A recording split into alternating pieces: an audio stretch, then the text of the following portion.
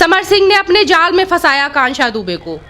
हाँ, और सर इसमें एक कॉल रिकॉर्डिंग और वायरल हो रहा है आकांक्षा दुबे की माता जी का। उसमें वो निशा पांडे एक भोजपुरी की एक्ट्रेस है, उनसे बात करती हैं और पीछे से एक अनुराधा नाम की लड़की आती है, निशा पांडे को गाली गलौज करके उसका फोन कट कर देती है और वो लड़की मुंबई की रहने वाली है। और अनुराधा, और उस लड़की का नाम अनुराधा है और आकांक्षा दुबे की माँ उनका नाम ले रही है कि अनुराधा नाम की कोई लड़की है जिसने सबसे पहले ये मुझे खबर दिया था कि आपकी बेटी ने सुसाइड कर लिया है। देखिए, वो जो मुंबई की लड़की है ना, उसका पूरा का पूरा कंडक्ट जो है सस्पेक्टेड है, क्योंकि वो बिल्कुल स्ट्रगलर की तरह है। मैं नाम नहीं लूंगा, आप नाम ले रही हैं, आप ले सकती हैं। तो वो बिल्कुल स्ट्रगलर लड़की है। उसके पास कैसे इतने पैसे अचानक आए कि वो फ्लाइट का डायरेक्ट टिकट लेकर के उसी दिन मुंबई से बनारस आती है। बिल्कुल बिल्कुल। और यहाँ पर सारे लोगों को जल्दीबाजी करके, मैं आकांक्षा की दोस्त हूँ, जबकि आकांक्षा की कोई दोस्त न उसको जानती थी न पहचानती थी, और वो आकर के जबरदस्ती करके यहाँ लोगों को करके आकांक्षा दुबे की लाश जलवाने का जो अधिकतम प्रयास जल्दी से जल्दी हो सकता था, वह काम उस लड़की ने किया। और उसके भी खिलाफ हम लोगों ने कार्रवाई की और जांच की मांग की है। हम लोग इसका सारा एफिडेविट माननीय न्यायालय के माध्यम से देंगे। सर, आकांक्षा दुबे के लाश पे उसके माँ बाप का हक होना चाहिए। माँ बाप के हक से ज्यादा कैसे एक दोस्त इतनी जरूरी हो गई कि दोस्त को जल्दबाजी थी उसके लाश को जलाने की। मैं आपको बताऊं, ये बनारस में अमूमन चर्चा का विषय है कि एक लड़की जो मुंबई से आती है और कैसे सबको प्रभाव में लेकर के और वो उसके अंतिम संस्कार करवाती है। और जब आकांक्षा की माताजी ने उससे कहा कि बिटिया इतनी दूर से आई हो, चलो घर आराम कर लो एक दो दिन, तो उसने कहा नहीं, मेरा होटल बुक है।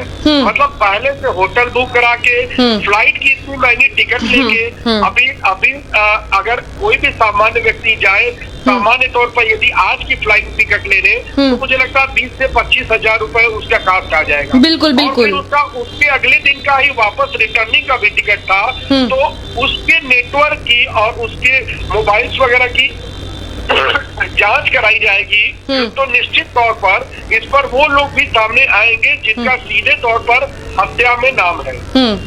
सर, बहुत बड़ा ये मामला, बहुत बड़ा जालदार लग रहा है। इसमें काफी लोगों का नाम सामने आया है।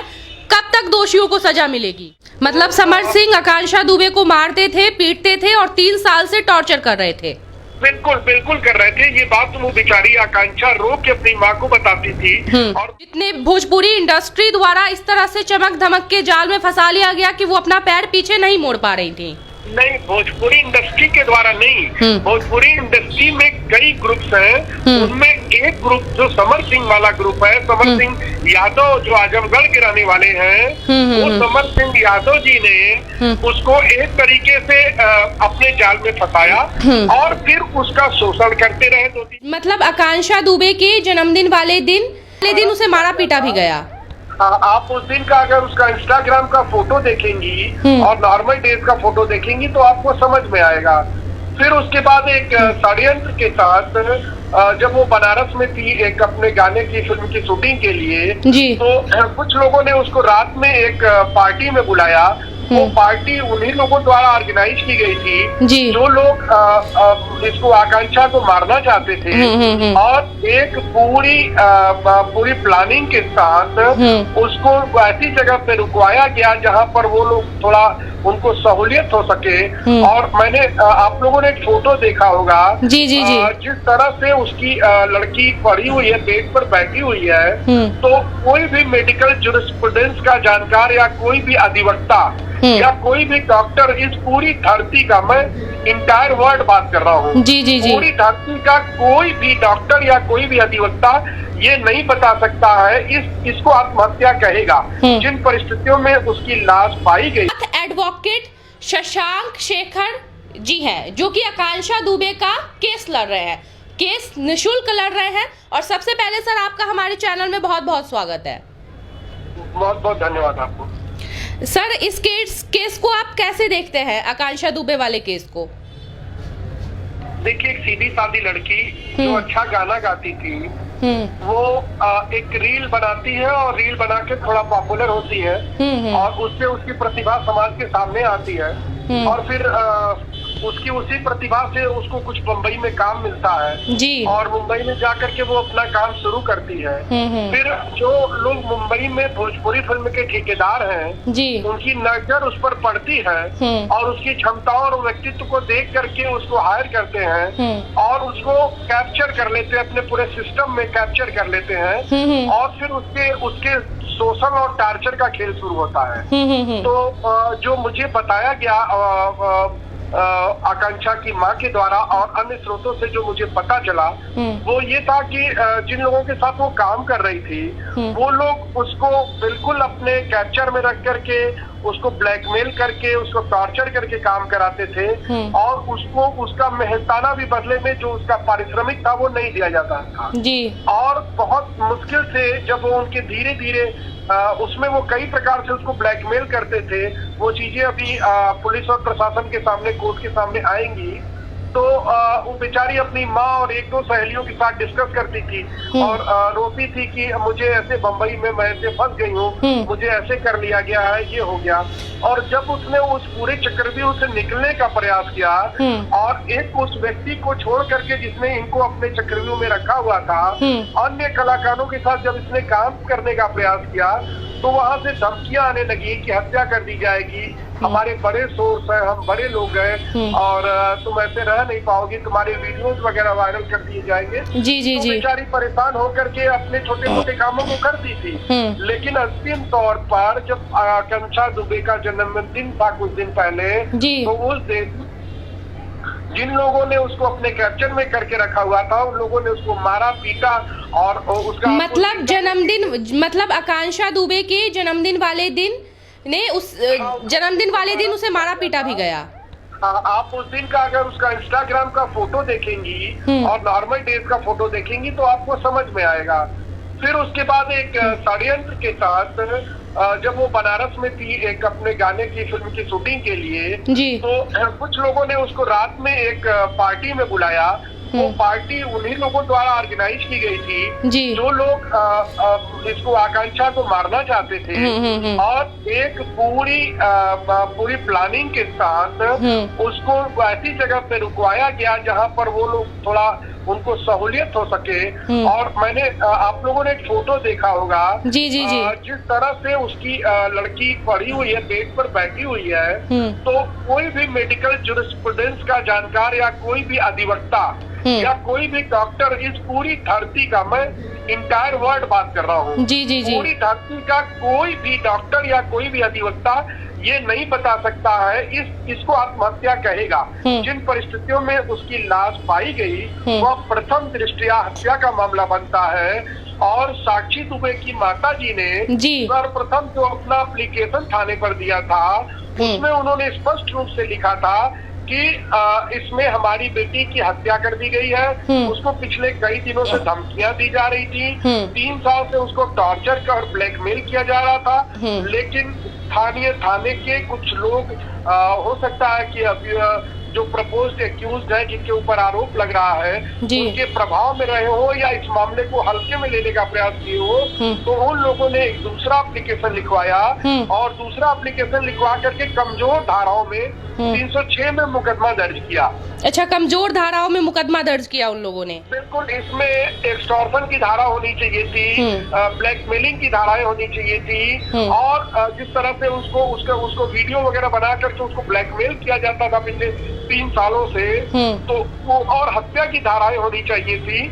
और आकांक्षा दुबे की माता जी के एप्लीकेशन में ये सारी बातें थी, लेकिन स्थानीय पुलिस ने तात्कालिक रूप से इस मामले को हल्का करने के लिए एक अन्य एप्लीकेशन उनके चाचा से लिखवाया और उस पर FIR बात कही गई थी और यह बताया गया था कैसे उसने 21 तारीख को जान से मारने की धमकी दी थी और फिर 24 तारीख को उसकी हत्या कर दी गई। अच्छा सर, इसमें बहुत बड़ा नाम समर सिंह का आ रहा है जो कि आकांक्षा दुबे के बॉयफ्रेंड बताए जा रहे हैं सोशल मीडिया के माध्यम से, और आकांक्षा दुबे ने बहुत जगह एक्सेप्ट भी किया है कि समर सिंह मेरा बॉयफ्रेंड था। तो समर सिंह का नाम सर इसमें बहुत ज्यादा आ रहा है। देखिए, समर सिंह का नाम नहीं आ रहा है, समर सिंह के नाम से ही हत्या की एप्लीकेशन आकांक्षा दुबे के माताजी के द्वारा दी गई थी। अच्छा। और देखिए, एक वाराणसी के अति पिछड़े भदोही जनपद के चौरी गांव की एक लड़की जो अपने घर गांव का काम करके खुश थी, वो खुशी में कुछ गाने गाती है, उसको रील पे वायरल होता है, तो उसको तो मुंबईया फिल्म इंडस्ट्री का कुछ पता नहीं था। बिल्कुल। लेकिन जब उसकी रील जब वायरल होती है तो मुंबई में उसको गाने के लिए बुलाया जाता है। तो मुंबई में जो ठेकेदार लोग पूर्वांचल के और भोजपुरी फिल्मों के जो पूर्वी उत्तर प्रदेश और पश्चिमी बिहार में जो बोली जाने वाली भाषा है, उसके जो ठेकेदार वहाँ बैठे हुए हैं, उन लोगों ने उसको कैप्चर कर लिया और एक 25-26 साल की अनमैरिड लड़की के साथ एक 40-42 साल के एक मेच्योर्ड मैन के साथ, जो कि पूर्व से विवाहित है, बॉयफ्रेंड गर्लफ्रेंड का रिश्ता कैसे हो सकता है? सर आप किसका नाम कह रहे हैं? आप समर सिंह के बारे में ही बता रहे हैं? जी जी जी जी जी, जी। अच्छा, समर सिंह ने अपने जाल में फंसाया आकांक्षा दुबे को।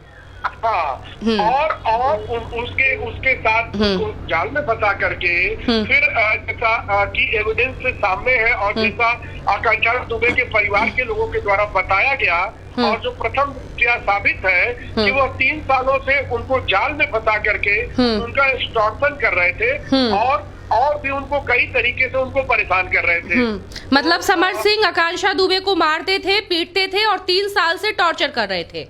बिल्कुल बिल्कुल कर रहे थे। ये बात वो बेचारी आकांक्षा रो के अपनी माँ को बताती थी और माँ बेचारी निरीह, पिता है नहीं, 2 छोटे, एक छोटा भाई, एक बड़ा भाई, गांव में कृषि का कार्य करते हैं और ऐसा छोटा काम ऐसे कृषि का कार्य करके अपनी आजीविका चलाते हैं। तो ये लोग दुखी होते थे आपस में और इनकी माँ उनसे, लेकिन चूंकि उनको आकांक्षा को इस तरह से जाल में फंसा लिया गया था और जिस प्रकार से उसकी ब्लैकमेलिंग हो रही थी, वो सिंडिकेट से बाहर ही नहीं निकल पा रही थी। मतलब आकांक्षा को भोजपुरी इंडस्ट्री द्वारा इस तरह से चमक धमक के जाल में फंसा लिया गया कि वो अपना पैर पीछे नहीं मोड़ पा रही थी। नहीं, भोजपुरी इंडस्ट्री के द्वारा नहीं, भोजपुरी इंडस्ट्री में कई ग्रुप्स हैं। उनमें एक ग्रुप जो समर सिंह वाला ग्रुप है, समर सिंह यादव जो आजमगढ़ के रहने वाले हैं, वो समर सिंह यादव जी ने उसको एक तरीके से अपने जाल में फंसाया और फिर उसका शोषण करते रहे 2-3 सालों तक। और उसको अब देखिए, श्री अस्मिता का प्रश्न है, चूंकि वो स्वर्गीय हो चुकी है, इसलिए वो सारी बातें ऑन द कोर्ट है तो अच्छा है, बिल्कुल बिल्कुल विषयों पर डिस्कस नहीं कर सकते हैं। लेकिन जिस तरीके से उस छोटी बच्ची के साथ इस तरह का कार्य किया जा रहा था, और निश्चित तौर पर एक बड़ा अपराध है। और इस तरह उन लोगों के जाल में ऐसी बहुत सारी लड़कियां पूर्वांचल की, उत्तर प्रदेश और पश्चिमी बिहार की फंसी हुई है, जिनके अंदर कला तो है लेकिन उनका बैकग्राउंड नहीं है। जब वो मुंबई के माया नगरी में जाती है तो लोग उन पर नजर रखते हैं और फिर इसी तरह का काम उनके साथ करते हैं। सर, इसमें एक कॉल रिकॉर्डिंग और वायरल हो रहा है आकांक्षा दुबे की माताजी का। उसमें वो निशा पांडे, एक भोजपुरी की एक्ट्रेस है, उनसे बात करती हैं और पीछे से एक अनुराधा नाम की लड़की आती है, निशा पांडे को गाली गलौज करके उसका फोन कट कर देती है और वो लड़की मुंबई की रहने वाली है। और अनुराधा, और उस लड़की का नाम अनुराधा है और आकांक्षा दुबे की माँ उनका नाम ले रही है कि अनुराधा नाम की कोई लड़की है जिसने सबसे पहले ये मुझे खबर दिया था कि आपकी बेटी ने सुसाइड कर लिया है। देखिए, वो जो मुंबई की लड़की है ना, उसका पूरा का पूरा कंडक्ट जो है सस्पेक्टेड है, क्योंकि वो बिल्कुल स्ट्रगलर की तरह है। मैं नाम नहीं लूंगा, आप नाम ले रही हैं, आप ले सकती हैं। तो वो बिल्कुल स्ट्रगलर लड़की है। उसके पास कैसे इतने पैसे अचानक आए कि वो फ्लाइट का डायरेक्ट टिकट लेकर के उसी दिन मुंबई से बनारस आती है। बिल्कुल बिल्कुल। और यहाँ पर सारे लोगों को जल्दीबाजी करके, मैं आकांक्षा की दोस्त हूँ, जबकि आकांक्षा की कोई दोस्त न उसको जानती थी न पहचानती थी, और वो आकर के जबरदस्ती करके यहाँ लोगों को करके आकांक्षा दुबे की लाश जलवाने का जो अधिकतम प्रयास जल्दी से जल्दी हो सकते के माध्यम से देंगे। सर, आकांक्षा दुबे के लाश पे उसके माँ बाप का हक होना चाहिए। माँ बाप के हक से ज्यादा कैसे एक दोस्त इतनी जरूरी हो गई कि दोस्त को जल्दबाजी थी उसके लाश को जलाने की। मैं आपको बताऊं, ये बनारस में अमूमन चर्चा का विषय है जी। कि एक लड़की जो मुंबई से आती है और कैसे सबको गांव में लेकर के और वो उसके अंतिम संस्कार करवाती है। और जब आकांक्षा की माताजी ने उससे कहा कि बिटिया इतनी दूर से आई हो, चलो घर आराम कर लो 1-2 दिन, तो उसने कहा नहीं, मेरा होटल बुक है। मतलब पहले से होटल बुक करा के, फ्लाइट की इतनी महंगी टिकट लेके, अभी अगर कोई भी सामान्य व्यक्ति जाए सामान्य तौर पर यदि आज की फ्लाइट टिकट लेने, तो मुझे लगता है 20 से 25 हजार रुपए उसका कास्ट आ जाएगा। बिल्कुल बिल्कुल। और फिर उसके अगले दिन का ही वापस रिटर्निंग का भी टिकट था। तो उसके नेटवर्क की और उसके मोबाइल्स वगैरह की जांच कराई जाएगी, तो निश्चित तौर पर इस पर वो लोग भी सामने आएंगे जिनका सीधे तौर पर हत्या में नाम है। सर, बहुत बड़ा ये मामला, बहुत बड़ा जालदार लग रहा है। इसमें काफी लोगों का नाम सामने आया है। कब तक दोषियों को सजा मिलेगी?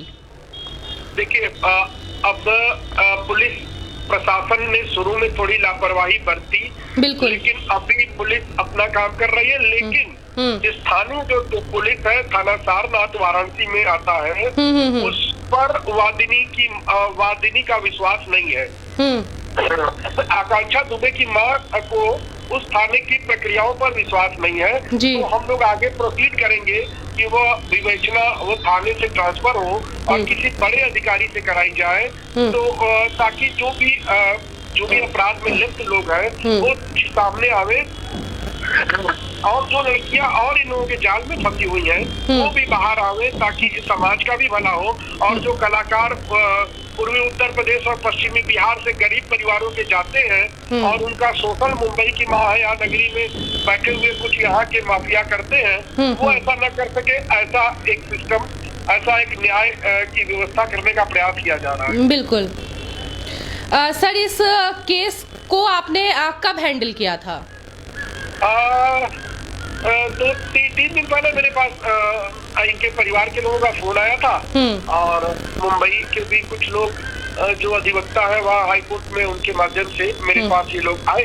तो मैंने इनको एडवाइस वगैरह करी, और बाकी जो भी इनकी मदद होगी वो मैं कर रहा हूँ और करूँगा। मतलब आप निशुल्क केस लड़ेंगे? बिल्कुल। वो कल उनकी माताजी दुखी थी, उन्होंने कहा कि भैया हम लोग पैसा नहीं दे पाएंगे। हमने कहा माता जी क्यों परेशान होती हैं, कानून अपना काम करेगा। बहन जी क्यों परेशान होती है, कानून अपना काम करेगा। हम लोग तो अदालत में काम करते हैं, तो ईश्वर की कृपा से अपना दाल रोटी भर का खर्चा मिल जाता है। बिल्कुल बिल्कुल अगर बिल्कुल। किसी के लिए न्याय के लिए लड़ना हो तो हम लोग निःशुल्क लड़ेंगे।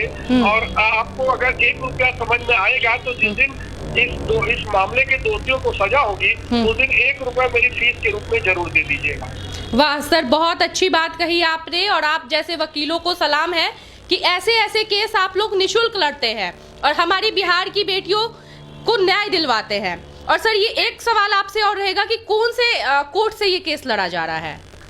जी, अभी वाराणसी के डिस्ट्रिक्ट कोर्ट में की प्रोसीडिंग होगी, और वाराणसी के जो डिस्ट्रिक्ट कोर्ट के चीफ जुडिशियल मजिस्ट्रेट होंगे, क्योंकि ये 302 का मामला है। 306 में FIR जरूर है, लेकिन हम लोग इसको 302 में तरमीम कराएंगे। तो 302 का जो मुकदमा होता है वो magistrate, chief judicial magistrate CJM की अदालत में उसकी प्रोसीडिंग होती है। तो हम लोग इसको तरमीम कराएंगे और CJM की अदालत में इसका फॉर्मल प्रोसीडिंग होगी। और चूंकि 302 का मामला है, तो जब इसमें चार्जशीट आएगी तो ये सेशन कोर्ट को रेफर होगा। तो जिला जज या जिला जज के बराबर के कोई अधिकारी जिनको जिला जज वाराणसी नामित करेंगे, वो इसकी फर्दर प्रोसीडिंग करेंगे। चलिए सर, बहुत बहुत धन्यवाद कि आप हमारे साथ जुड़े।